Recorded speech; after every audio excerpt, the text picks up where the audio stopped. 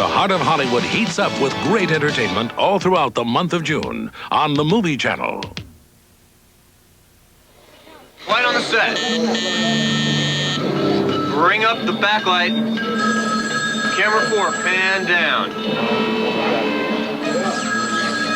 It's in the can. Ready, action. Roll it. 3. Take one. It's the Movie Channel's Take One. Because of the violent and macabre subjects often found in director Tobe Hooper's films, Hooper himself has become a controversial figure. But no one disputes his ability to thrill and entertain an audience.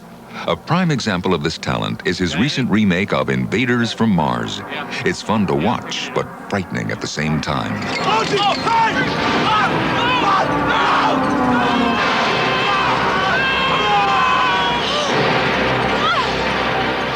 To make something scary, you have in a film as a device, and I feel I've broken this thing down to a mathematical kind of science.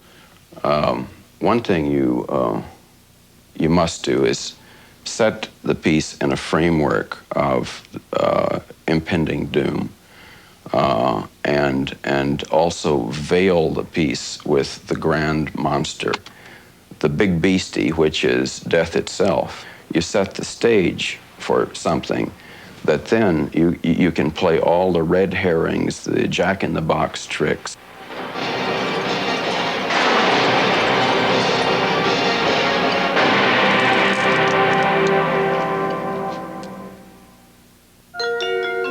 Hooper began terrorizing viewers in 1974 when he directed the low-budget horror film The Texas Chainsaw Massacre. At the time, it was denounced by the film establishment for its explicit subject matter, though it later became a cult classic. Hooper then shocked network censors with the violent intensity of his miniseries based on Stephen King's modern-day vampire story, Salem's Lot. The film had to be severely edited for the television audience. Problems continued when Hooper directed the Steven Spielberg production of Poltergeist. Insiders claimed that the picture had really been directed by its dynamic producer, although Spielberg publicly denied the rumors. After being cut by the censor's knife and then professionally embarrassed by the press, Hooper made a comeback. 2 years ago, he signed a multi-picture deal to direct for Cannon Films. The first is a campy but frightening remake of the 50s sci-fi classic, Invaders from Mars. It demonstrates again that directing is what Tobe Hooper does best.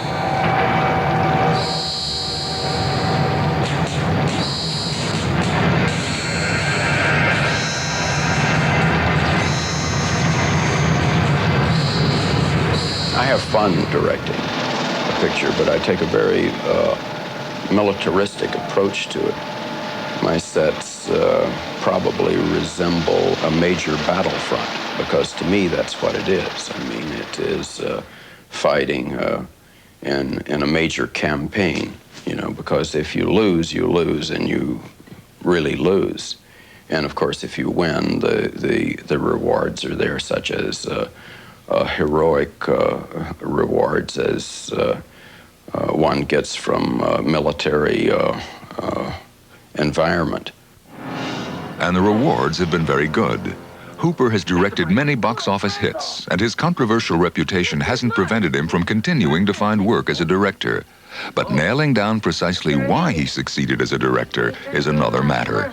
I feel that there's a lot I do on automatic pilot, and I found by being a kind of born-again filmmaker, which is an expression Steven Spielberg has coined. I find that when I'm on a roll, the picture creates itself, and maybe 2 years later I understand, or I see actually what has happened. So in some cases, the viewer has the opportunity to understand what's happened before I do. At least 2 things are certain.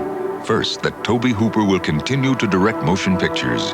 And second, that because of the subject matter of his films, controversy will continue to follow. See Tobe Hooper's Invaders from Mars exclusively on the Movie Channel.